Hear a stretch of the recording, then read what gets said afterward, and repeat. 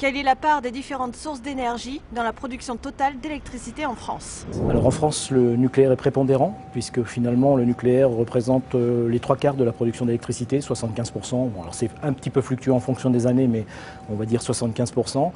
Derrière, les énergies renouvelables, c'est pareil, c'est fonction des années, du taux de remplissage des barrages, etc. Mais on va tourner autour de 15% avec une forte importance dans ces 15% de l'énergie hydraulique, ajoutée à l'éolien, ajoutée au solaire, à la biomasse et à la géothermie, mais l'hydraulique représente à lui seul 12%. Et puis la dernière partie qui est de l'ordre de 10%, ce sont les centrales thermiques à flamme qui fonctionnent au pétrole, gaz et charbon. Donc qui rajoutent et qui correspondent à l'ensemble de la production d'électricité française.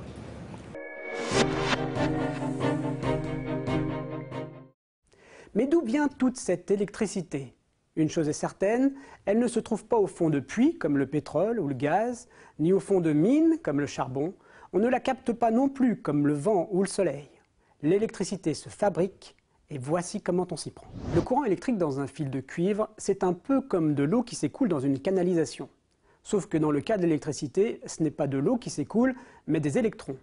Contrairement aux canalisations d'eau qu'il faut remplir à partir d'une source extérieure pour que l'eau puisse s'y écouler, les fils électriques n'ont pas besoin d'être remplis d'électrons, car ils sont déjà pleins d'électrons. En effet, les milliards d'électrons transportés dans les fils électriques sont empruntés directement à la matière, au cuivre, et plus exactement aux atomes de cuivre autour desquels ils gravitent. La seule chose qu'il convient donc de faire pour créer un courant électrique, c'est de mettre en mouvement tous les électrons libres du câble. Et c'est le rôle dévolu aux centrales électriques, les usines où l'on produit l'électricité. Pour cela, elles utilisent généralement une machine à faire avancer les électrons qu'on appelle un alternateur. Un alternateur, c'est un peu l'équivalent de la pompe qui chasse l'eau à l'intérieur des tuyaux en les mettant sous pression. Voilà pour l'analogie. Voyons maintenant comment ça marche concrètement un alternateur. Pour faire avancer les électrons à l'intérieur des câbles électriques, l'alternateur va exploiter le fait qu'il fuit lorsqu'on approche un aimant du fil électrique dans lequel il se trouve. S'il fuit, il se déplace. Et s'il se déplace, il crée un courant électrique. Et c'est exactement ce qu'on veut. Mieux, si après avoir approché l'un des pôles de l'aimant, on le retourne, alors les électrons s'arrêtent, font demi-tour et s'enfuient dans l'autre sens. Le courant se déplace dans un sens, puis dans l'autre, on dit qu'il est alternatif. Eh bien, un alternateur, comme son nom l'indique, ça crée un courant alternatif en soumettant les électrons d'un fil électrique ou d'une bobine de fil électrique à l'influence d'un aimant tournant sur lui-même. La bobine de fil est appelée le stator et l'aimant le rotor.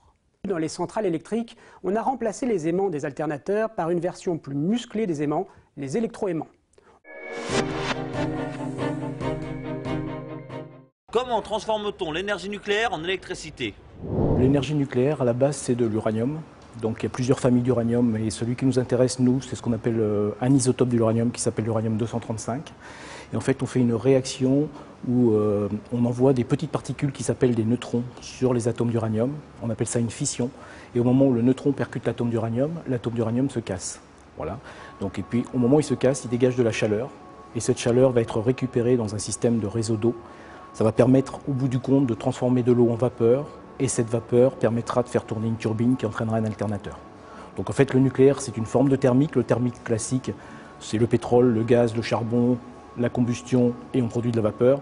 La différence dans le nucléaire, c'est qu'on fait une fission. Et grâce à cette fission, on dégage de la chaleur qui permet également de produire de la vapeur. Voilà, c'est le principe de base de la production d'électricité, dans pratiquement tous les cas, excepté pour le solaire photovoltaïque.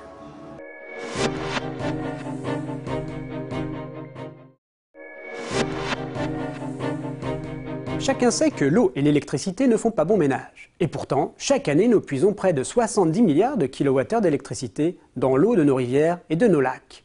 C'est 11 à 12% de toute l'électricité produite en France. Alors, quel est ce prodige? En fait, ce que l'on puise dans un cours d'eau, ce n'est évidemment pas l'électricité directement, mais une partie de la force que possède l'eau qui s'y écoule. On place sur son chemin une sorte de roue de moulin, une turbine, que l'eau va mettre en mouvement en poussant sur ses pales et entraîner un alternateur qui, un peu à la manière d'une dynamo de vélo, va produire de l'électricité. C'est ça le principe d'une centrale hydroélectrique. Souvent, mais pas toujours, une centrale hydroélectrique est associée à un barrage dont l'unique fonction est de créer un réservoir d'eau permettant de produire de l'électricité à la demande. On ouvre un robinet, on dit des vannes, et l'eau dévale la pente dans des conduites jusqu'à la turbine située au pied de la montagne. L'eau sort à très haute vitesse des conduites, frappe les pales de la turbine qui se mettent alors à tourner sur elles-mêmes, entraînant avec elles l'alternateur qui génère le courant électrique. La quantité d'électricité ainsi produite dépend à la fois de la hauteur de chute de l'eau et de son débit. On peut donc produire beaucoup d'électricité avec un peu d'eau tombant de très haut, c'est le cas des centrales dites de haute chute, construites en haute montagne comme à Tignes en Savoie, mais on peut tout aussi bien produire la même quantité d'électricité en utilisant l'eau d'une rivière ou d'un fleuve dont la faible vitesse est compensée par la quantité astronomique d'eau disponible. Et c'est ce qu'on fait dans les centrales dites de basse chute ou encore au fil de l'eau. Vous savez comment on transforme un courant d'eau en courant électrique.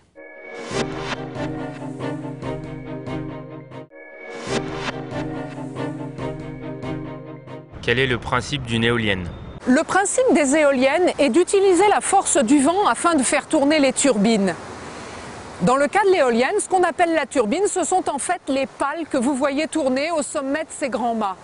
Plus la vitesse du vent est importante, plus la turbine produira d'électricité. Comment transforme-t-on l'énergie solaire en électricité? En fait, l'énergie solaire est utilisée de deux façons différentes. Depuis l'Antiquité, on utilise l'énergie solaire dans sa composante chaleur. Aujourd'hui, des techniques se sont développées que l'on appelle des techniques solaires photovoltaïques. Elles permettent alors de transformer l'énergie du soleil en électricité.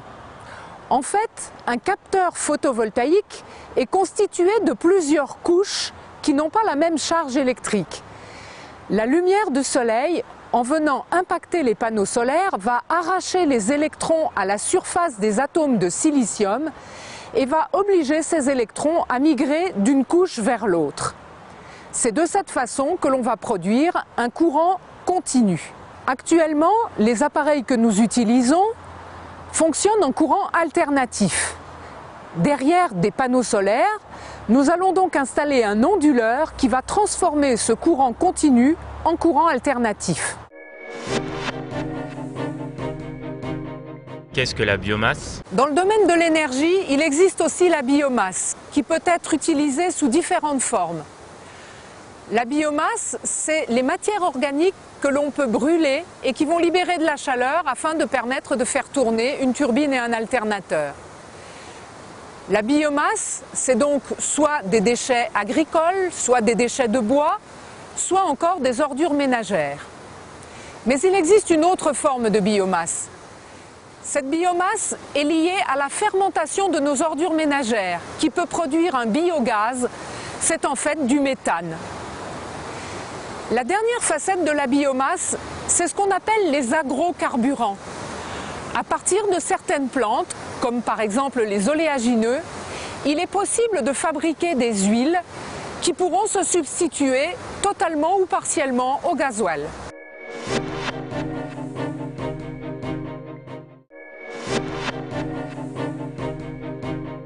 Qu'est-ce que la géothermie? La géothermie, c'est l'exploitation de la chaleur du sous-sol de la Terre qui s'exprime soit par des geysers, soit par des éruptions volcaniques, soit comme ici, par des sources thermales. Dans tous les cas, cette chaleur de la Terre peut être exploitée pour éventuellement produire de l'électricité. On parle à ce moment-là d'électricité géothermique. Elle peut être obtenue de deux façons différentes, soit en puisant des nappes d'eau souterraines chauffées par les couches profondes de l'écorce terrestre, soit en injectant depuis la surface de l'eau froide qui sera ensuite soutirée après s'être réchauffée au contact des roches profondes. On parle alors de géothermie haute température ou haute énergie.